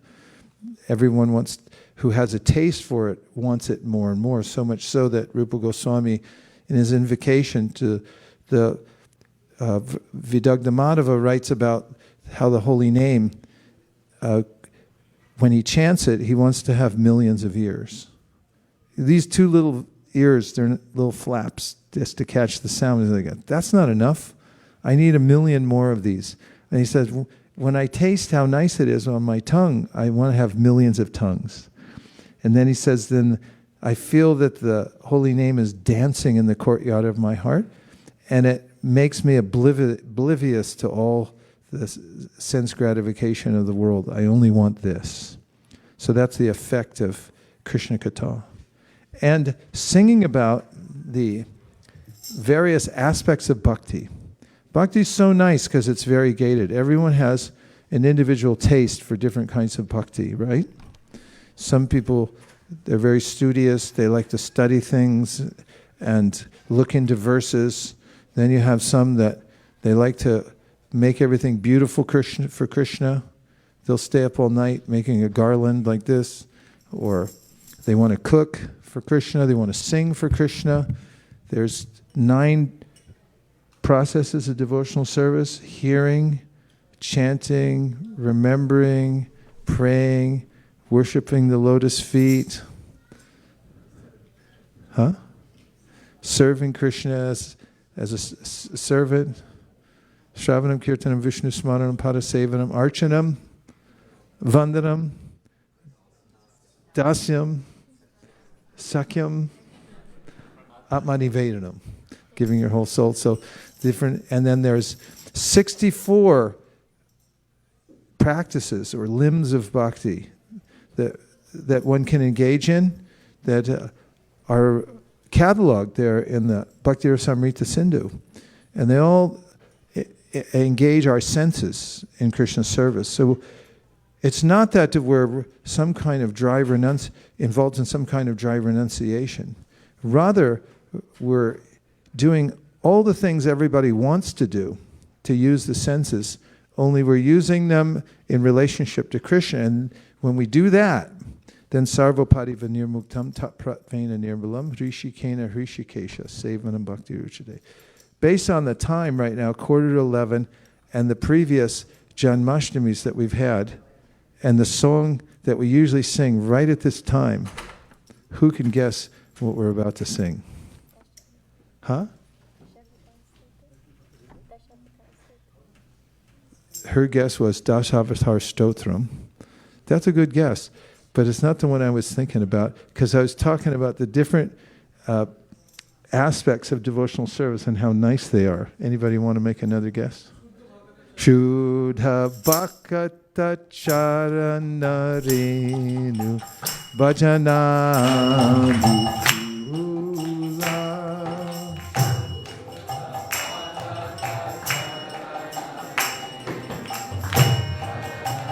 So this song is written by Bhaktivinoda Thakur.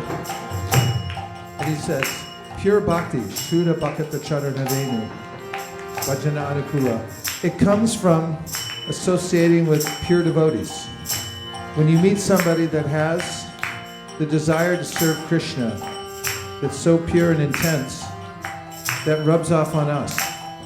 Therefore, it's mentioned in the Shastras, Sadhu Sangha, Sarva Shastra Koi, Lava Matra Sadhu Sangha, Sarva Siddhi Hoy. If you can get a lava matra, which is a 1/12 of a second, or something like that, of association with a person who's purely engaged in devotional service, it's like a little spiritual virus. Just breathe it in. Next thing you know, you have full-blown symptoms. So the pure devotees, they have this spiritual disease of attachment to Krishna, and we catch it from them. Bhakata Seva means serving the devotees. Paramasiddhi, it leads to the highest perfection. Premalatikada Mula, it's the root of the creeper of devotion. Devotional service is like a creeper. I have one in my backyard. Wisteria. don't get a wisteria. They sneak out of the yard into the neighbor's yard and start taking over. They put out a little runner. Chaitanya Mahaprabhu said, creeper of devotional service is like that. Creeps out of the material world when you're not looking. All you're doing is sitting in a Janmashtami celebration, hearing and chanting. Next thing you know, creeper of devotional service grows from your heart, penetrates the walls of the universe, and ends up in Goloka Vrindavan. Then he says, Madhavatiti, Bhakti Janani, Jatane Palana Kori. These times of special holy days, like Ekadashi, these have become especially stimulating for the devotees to take to the practice of observing them, who observe these special days. Shuddha Bhaka. So here we are, taking our time, counting down the minutes till midnight, and we're all just happy to be here. We don't want to be anywhere else.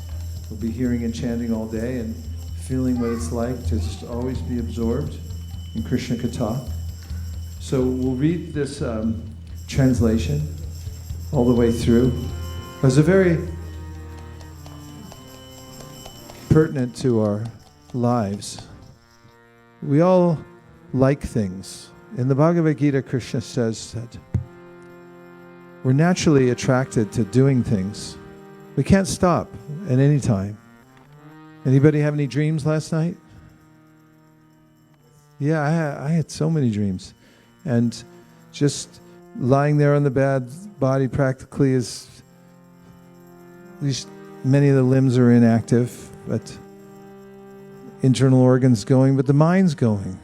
We're always active, we're always looking for something. And when we wake up in the morning, it's time to go. We have to move. But where are we going to move? How are we going to engage our senses? This is the great secret that Narada mentions in his teachings to Vyasadeva. That when we use our senses in service to Krishna. Although it is said that the tree of karma grows from the kind of work that we've done life after life, we can become entangled in it. That same tree can be cut down by service to Krishna, using the same senses, but using them in service of Krishna. So these activities of devotional service are listed here by Bhaktivinoda Thakur. The dust from the lotus feet of pure devotees gives rise to devotional service, and service to the devotees is itself the supreme perfection and the root of the tender creeper of divine love. With great care I observe holy days like Ekadashi and Janmashtami, Haribol, for they are the mother of devotion, and with the greatest reverence and love I choose as my dwelling place the transcendental abode of Sri Krishna. In the company of loving devotees, I will visit all those places where my Lord Gaurasundar traveled and performed his pastimes. When we go to Jagannath Puri, we parade around town, make a big scene. We have maybe 100 devotees, and we take with us books and lollipops, Jagannath stickers. We go to every shop, we go to every person on the street. Meanwhile, we have a kirtan going on that you can hear for half a mile. It's so loud. And then we'll go to stop in the various places where Lord Chaitanya performed his pastimes, like the house of Sarvabhauma Bhattacharya. And when we sit there, we remember how Sarvabhauma Bhattacharya met Chaitanya Mahaprabhu and became a devotee, took prasadam early in the morning without washing his mouth and hands. He just accepted it immediately, and Chaitanya Mahaprabhu was unlimitedly happy. And we go to Chaitanya Mahaprabhu's place of ultimate worship called the Gambhira. And last year, one of the devotees became so taken with that place, she felt that it carried her to another level of devotional service just by visiting the place and reading the signage outside the place where Chaitanya Mahaprabhu performed his final pastimes. Bhaktivinoda continues, my mind always begs to hear the music of the mridanga. And my heart dances in ecstasy whenever I hear the kind of kirtan established by Lord Gaurachandra. I feel supreme bliss when I behold the deity forms of the divine couple, Shri Shri Radha, Madan Mohan. And I conquer all worldly illusions by honoring the Lord's prasadam.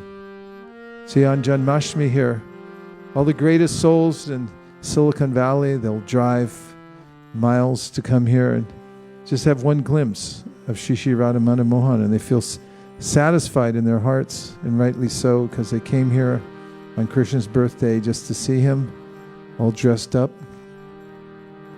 Bhaktivinoda continues, every day Goloka Vrindavan appears in my home when I see Lord Hari being worshipped there. My joy knows no bounds when I see the Ganges, a river of nectar emanating from the Lord's lotus feet. So a house is not really a true house unless one keeps the form of the Lord there inside one's house and offers one's foods, bring a flower from the garden, offer it to the Lord in one's house. When you come home after a long day, open the door, clap your hands, ring the bell and say, I'm back to serve you. And all the activities of the house go on around the deity, and that way the burden of the grihastha is lifted. The burden of the grihastha is like, I have so many things and I'm attached to them and they are weighing on my head. And I have so much money I have to protect. I have insurance policies to make sure up to date. But if you have the deity in your house and you sign over your whole house to your deity, then you won't have that anxiety anymore. Right? Say yes. Okay, and see me afterwards. Okay. The sight of the tulsi plant soothes my soul, for I know she gives pleasure to Lord Kṛṣṇa. I feel that my life has been fulfilled when I honor sak, a green leafy vegetable preparation that is a favorite of Lord Chaitanya's. Whatever Bhaktivinoda obtains that furthers devotional service to Sri Krishna, he accepts every day with the greatest joy. So we welcome everybody who's entering to ISKCON of Silicon Valley. We'll be celebrating Janmashtami all the way up till 12:30 a.m. That means past midnight. So stick with us. We'll be here all day. We won't stop even once. The transcendental vibration here, you can take advantage of this opportunity. And for the most part, Shri Shri Radha Madan Mohan will be giving their darshan all day long. We'll have an abhishek later this evening. We have a special guest here, a traveling Swami. He's traveled all over the universe, and he's one of the great pioneers and early joiners of the Krishna conscious movement. His name's His Holiness Giriraj Swami. He'll be here anytime. We're just warming the space for him. I'm the warm-up act. So when he comes in, you better act warmed up. And now we're going to sing a folk song. You like folk songs? This one's from Vrindavan, Krishna Jinka. And this song reminds us, it's in Hindi, and it reminds us of the kinds of folk songs that the residents of Vrindavan sing to remember Krishna. Everyone move up by 7.2 inches. And if you're on the metric system, somebody do the calculation and let everybody know. Are you all ready? This is a raucous song. Are you ready for a raucous song? Okay, 3 or 4 people are ready. Everybody else? Okay. We were going to send you to the kitchen. Okay.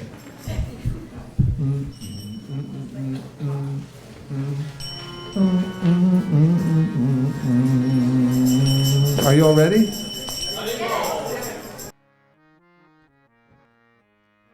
the Padma Purana. It gives a simple definition of yoga. Atashi Krishnamadi nabhaved grayam indraye sevam mukhi jivado swayameva spuratyata. This is the secret formula known to the great sage Srila Vyasadeva, passed down through the disciplic succession over many generations. We're born with superpowers. How many here have a superpower? Raise your hand. You're too humble. You don't want to raise your hand. Can you hear me right now? Yes. That's your first superpower. Can you say Hari Bol? That's your second superpower. You put those two superpowers together and you get a superpower, which is mentioned as Atashi Krishnamadi nabhaved grayam indriye sevon mukhi jivado. That means we can't understand God with our blunt material senses. People often say, can you show me God? But if you walk onto the campus of San Jose State University, the home of the Spartans, Trojans, Spartans, and you say, you walk into the laboratory, they're in the biology wing, I hope they have a biology wing, and you look in the microscope and you say, oh, what is this? It's a bunch of squiggles. And then the biologist says, oh, that's a protozoan, and can tell you all about it because he has a trained eye and knows. So unless one's eye is trained, one can't see God, but even with a trained eye, we can't see. As the Shastra says, Nayamatma pravachanena labhyona medhayana bahuna shutena mame vaisha vrinute tanum swam. Krishna only reveals himself to whom he chooses because we're small and God's great, right? There is a God and I'm not him, right? Simple stuff. So the Padma Purana says, if you want to see God, act in such a way that he'll want to come and see you. So how do you do that? Sevan mukhi jivado. Seva. Everyone says seva. And I'll teach you a secret mantra. Your seva will save you. Yeah, your seva will save you. Seva means service. And the way that we become saved in our lives from the great ocean of anxiety of this world is to perform service to Krishna. But what kind of service? Where do we start? I'm glad you asked me that question. Sevon mukhi jiva adao. Adao means it starts with the jiva, the tongue. Who would have thought? You can do seva with your tongue. And when you do seva with your tongue, then Krishna will reveal himself to you. So this is the great secret that Chaitanya Mahaprabhu 500 years ago taught to everyone in the world. That doesn't matter where you live, doesn't matter how old you are, doesn't matter what culture you're from, you can do seva, service to God. And you don't need anything extra. What if you're in jail? No, you can do it there. Where's another place? What if you're in Cupertino? Could you do it there? What if you're in India? You could do it there. How about Rancho Cucamonga? That's an actual place in Southern California. You can do it there too. How? By serving God with your tongue. And how do you do that? Who said Hare Krishna? Very good. Give him a big round. He knows the secret. Let's try it. Everyone say Hare Krishna. Hare Krishna. And now let's try it together. I'll start and then you follow. So we just have a few minutes before the noon artik, which is one of the favorite artiks of the day. People come from all over Silicon Valley every day to visit here at 1965 Latham Street because they want to be here when Krishna has just taken his lunch.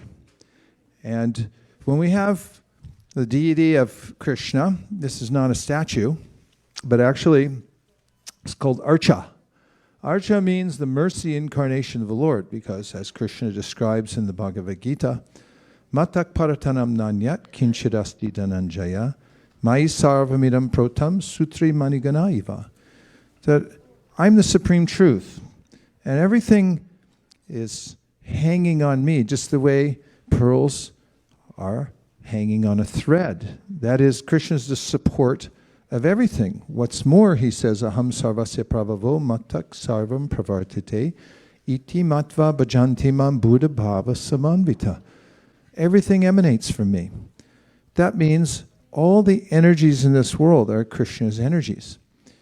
And he can manifest himself in anywhere he pleases, because God is everywhere all at the same time. This is what it means to be omniscient, omnipotent, and omnipotent. Means that he's all-powerful, he knows everything all at the same time, and he can perform wonderful activities with these energies. So Krishna appears in this world in his Archa form, so that those whose senses are accustomed to seeing matter only can get used to seeing the form of Krishna. And as we serve Krishna in his Archa form, his deity form, in ways that are mentioned in the Bhagavad Gita, very simple ways, Krishna says, Patram pushpam palam toyam yome bhaktya prayachiti taraham bhakti paritam ashnami paritatmanaha. That means if you just offer me a leaf, a flower, fruit, or water, I'll accept it. Of course, you can offer it to the sky and think of Krishna.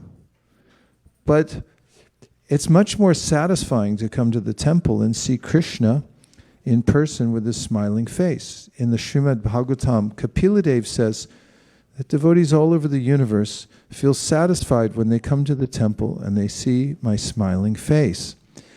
And when they smell the incense, which is offered to the Lord, the flowers that he's worn as a garland or that have been offered to him, the tulsi leaves, those scents and sights of the beauty of Krishna, his dress, the food that he eats, the scents that he enjoys, when those enter into our nostrils, the smells, when these sights enter into our eyes, and we hear the music of kirtan, then Kapila Dev said we're imperceptibly liberated. In that moment, just by coming into the environment, we feel satisfied and we rise above the material nature. So it's important to have Krishna to come and serve, to see. And here at ISKCON of Silicon Valley, we have pujaris who serve around the clock. It's not an occasional kind of service, but one pujari lives here full time to make sure that Krishna is fully served 24 hours a day. In the temple, Krishna is supposed to be served like a king, on time, all the time, with the best of ingredients. Our founder Acharya, who established all these temples where we worship Krishna in the Archa form, said everything should be first class. And then he said, no, actually better than first class. And so you'll notice today that there are flowers everywhere. These flowers have been collected from all over Silicon Valley, and days of preparation and putting them together. Why? To satisfy Krishna. Now someone might say, well, what does that accomplish? And the Srimad Bhagavatam answers that we are parts of Krishna just as much as leaves and branches are parts of a tree. And it goes on to say, does the Srimad Bhagavatam, that when you water the root of a tree, then the leaves and branches naturally become nourished and satisfied. So because we're parts of Krishna, when we satisfy Krishna, then we naturally feel satisfied. When we try to satisfy ourselves independently, we don't feel so happy. May I give you an example? If you were to bring all these flowers to your house before they were offered to Krishna and set them up in every room, you could only enjoy them a little bit. The scent is kind of nice. You have a few friends over, but after a while the flowers would wilt and then you feel a little bit sad that it was gone, and the experience is short-lived. But when you offer a flower to Kṛṣṇa, what to speak of an array of flowers like this, the participants, and I saw them over the last week, sitting in this temple room was as full as it is now, but everyone was putting these together and those together, bringing flowers of all kinds, and they were all joyfully singing, and they were thinking, oh, these are for Kṛṣṇa.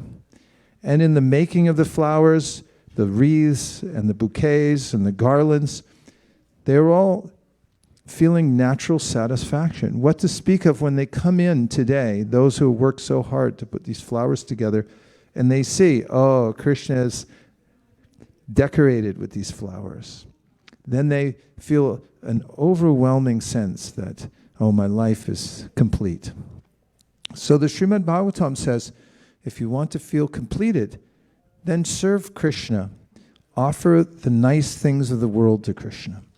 If you have some fruits or flowers or a leaf, especially if it's a tulsi leaf, Kṛṣṇa will accept it. And when you come to the temple after a hard day at the office, anybody ever here have a hard day at the office?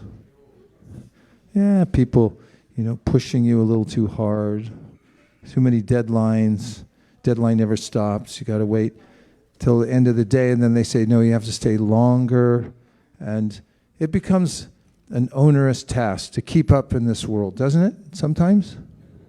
Please say yes or I'll feel bad. But when you come to the temple and you just offer yourself to Kṛṣṇa, one of the ways Kṛṣṇa says in the Bhagavad Gita that you can serve him is called namaskaru. Everyone say namaskaru. It just means to bow down. Someone might think, oh, that's not a big deal. Oh, it is. If you come before Kṛṣṇa, you just put your head on the ground and you say, Kṛṣṇa, I just give up. Whatever you tell me, I'll do. Kṛṣṇa, I'm your servant, surrendered servant. It feels so good. Now, we try to serve so many people in this world. And ultimately, is everyone satisfied with your service? Not so much? You can work for years for your employer, and then things change, and then they say, okay, you got to get out of here in 7 minutes. And by the way, your access key has been changed, so you're not going to be able to work on that anymore. See you later. We don't really know you anymore. In this world, it's hard to find someone who really, really appreciates our service and is able to reciprocate. But in the Bhagavad Gita, Kṛṣṇa says, Bhoktaram yagyatapasam sarvaloka maheshwaram surinam sarvabhutaram gyatva mam shantim richiti. Everyone say shanti. What does that mean? Yeah, everybody knows that one, right? Om shanti, shanti, shanti. Everyone's looking for shanti, shanti, shanti, but no one's finding it. But Kṛṣṇa gives the formula. He said, if you just offer the nice things that you have to me, counterintuitively, you'll start to feel happy, because Kṛṣṇa is the root of everything. He's the root of our existence. He's the soul of our soul. And when we satisfy Kṛṣṇa, we naturally feel satisfied. Did you hear about the strike? It was the one where the senses decided they were no longer going to serve the stomach, because the stomach just sits there all day and digests. It enjoys the food, churns it up, it digests, it feels happy.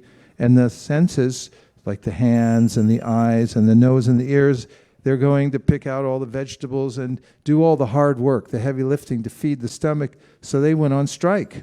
You didn't hear about it? Happened right here in Silicon Valley. And they said, we're not going to serve the stomach anymore. He just sits there and eats. So they said, that's it.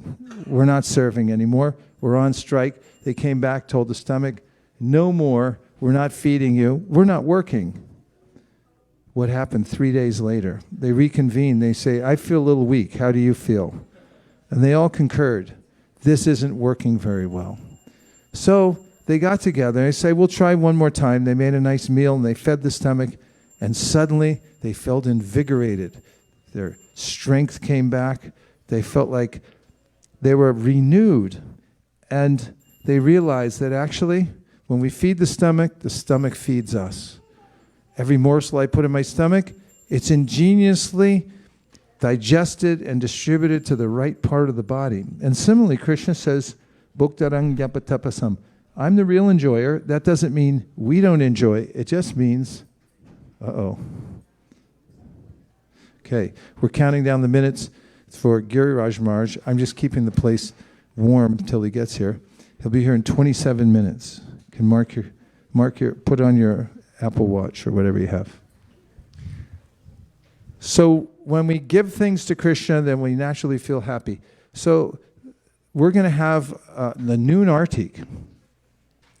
And the Noon Artik is a joyful song about all the ways that the devotees in Vrindavan feed Krishna. Now let's name a few likely items that they cooked for Krishna and offered to him at noontime for his lunch.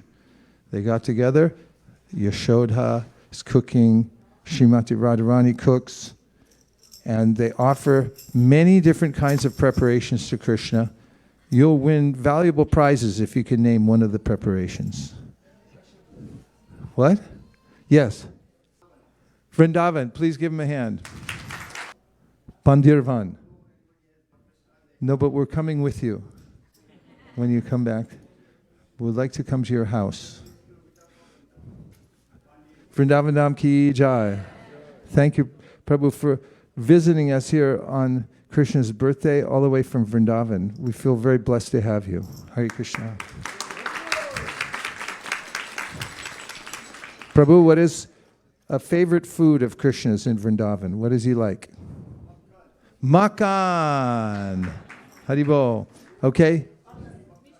Makan. Mistri. Mishri. Okay, name some other preparations that you're going to feed Krishna for lunch. Huh? Lagdu. Yes, everyone's coming alive now. Okay, let's have a few more. What? Gulab jamun. Huh? Kohe. Oh, poha. Okay, poha, flat rice. Huh? Rasagula. Curd rice. Krishna takes curd rice out for picnics, right? Holds it in his hand. How about kachori? How about jalebi? Yes? Puri. How about, come on. Kaja, goja. Yes?